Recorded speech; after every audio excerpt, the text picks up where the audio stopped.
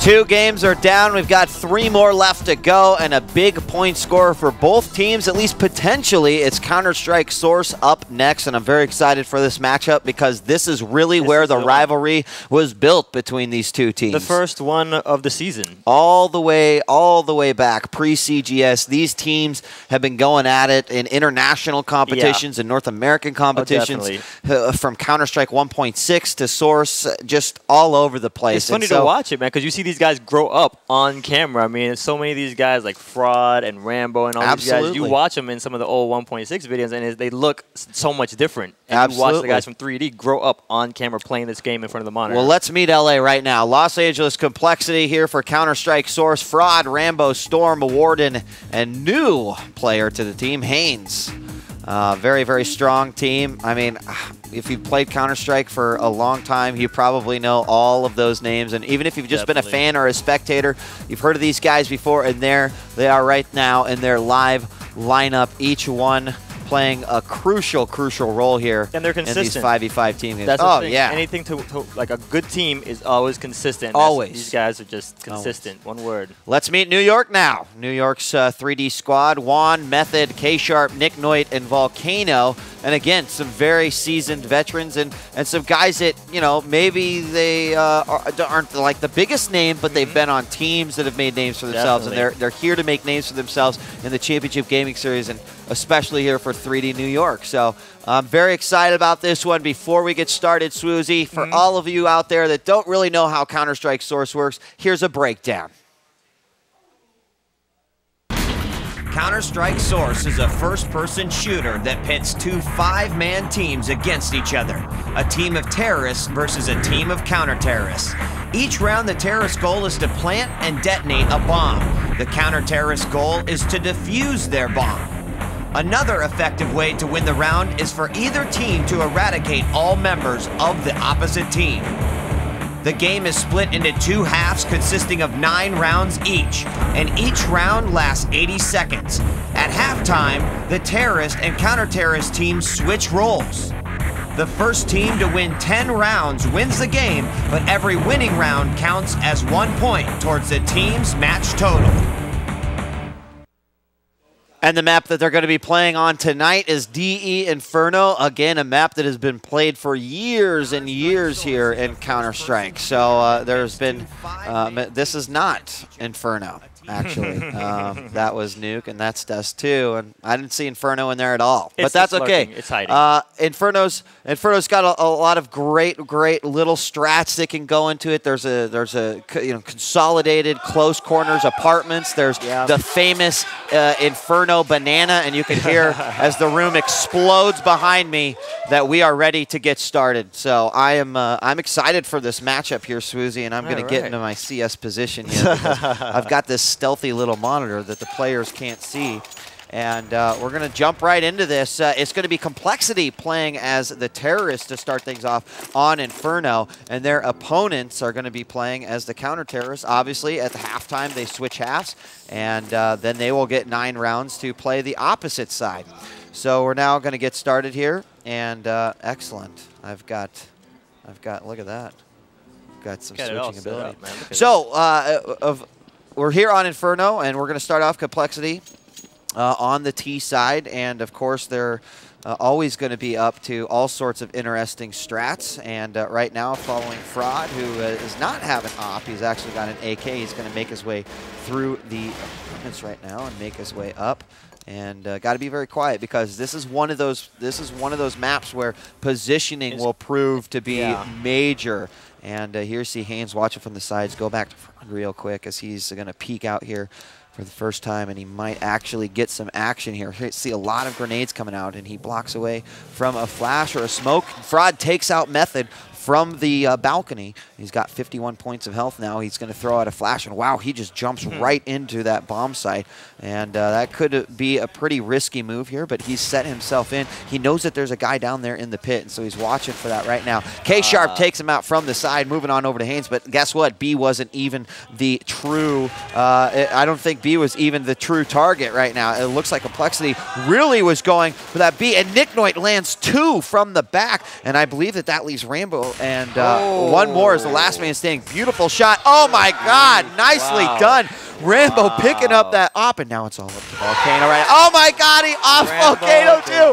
Rambo picks up the op and takes 3 down. You don't typically see Rambo picking up an op in the middle of a round and taking it to it. They're notorious for things like that, man. Amazing. Well, Rambo is one of those guys in Counter-Strike that they say is sort of a clutch maker. Yeah. I mean, Rambo is the guy that if you're down 4 men, like it's a 1 versus 4, Rambo might actually win that round for you still. Wow.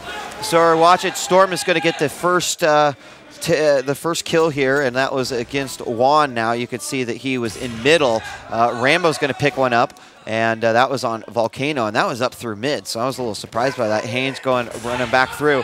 Fraud now just getting taken out. Rambo taken out as well. Haynes now trying to rotate over, and that means it's going to be a 2-on-4 situation, I believe. Haynes going to be now moving into position.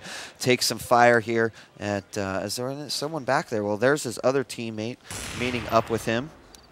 And Haynes just has to hold on to this one. It's Storm and Haynes now. Just switch back and forth between these two guys. Haynes is going to watch from this side. He finds one. K-Sharp gets taken out, but he's taken out. Haynes is taken out by Nick Noid. Now Storm just has to lock it down, and this is going to be a very, very interesting round here for him. It's a 2 versus 1 situation. And let's actually click through. Wow. Storm takes out one. That was Method. There's still 1 man standing. And if he can, he pulls out his pistol, reloads. Wow. Nick Noit gets an unscoped op shot, and he's going to go in for the defuse. Dude, a few more seconds, and there would have been no time to defuse that bomb. The look on Jason's face was just like, are you kidding me? Well, based off Storm and what I saw there, it kind of looked like maybe he is either out of ammo or just didn't want to take the time to reload. And there are decisions to be made there. When you do that. Exactly. Like, do you switch to your pistol and try to get that little bit of damage left, or do you take the 3 seconds or however long it is to reload and start plucking away at your AK? It might have been better for him to go for the reload and keep backing up. But again, remember, a lot of the environment in Counter-Strike you can shoot through. Right. So that comes in here. So Method actually extends himself out, takes out Warden right away. And oh my gosh, Juan coming in from the back. I don't think that they expected that one at all. And Volcano is left. He's going to take one out there, and that's going to be all she wrote there. Volcano still had, everyone was alive from the 3D squad right there. So that was a great round for 3D. That's going to make it 2-1 now as we move on over to the T's once again. Fraud in the back on this one. And we're going to follow him through and see how this team splits out. And this is, you can always see the initial split right away right there. They sent 2 over the banana, 3 over to the apartment or middle area.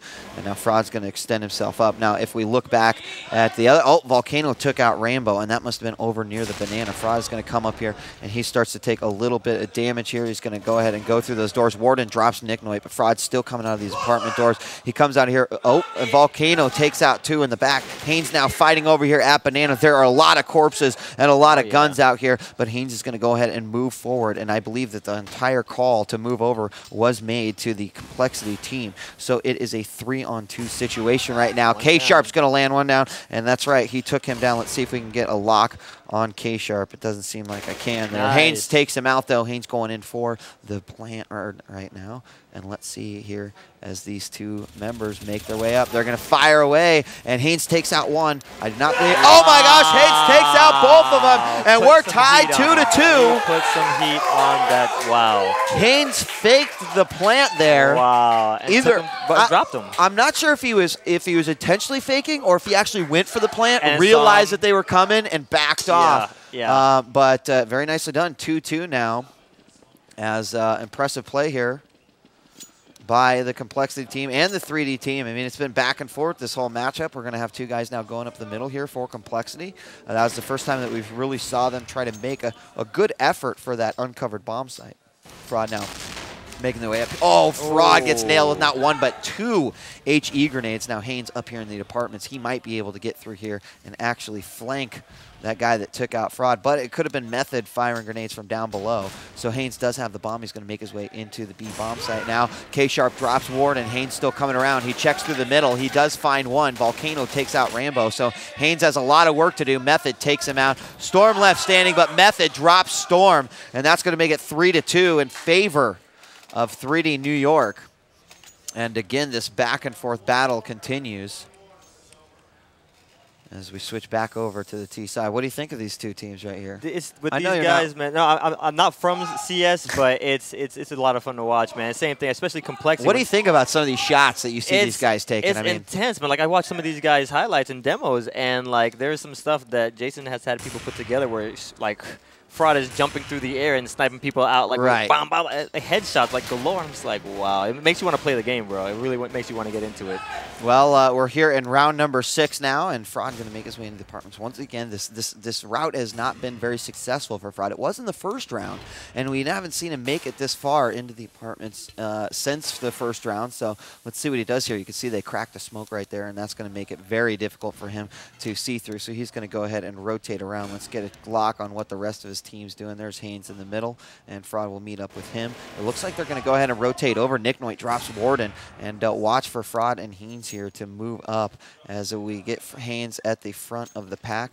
He's going to, switch on over to, Fraud stayed back just a little bit, but they got 3 members there now. Storm just got taken out. Fraud now taking a whole lot of damage. It was Volcano from the side, and Volcano comes in big, getting another, I think he got 2 or 3 frags right there, making it 4-2 now.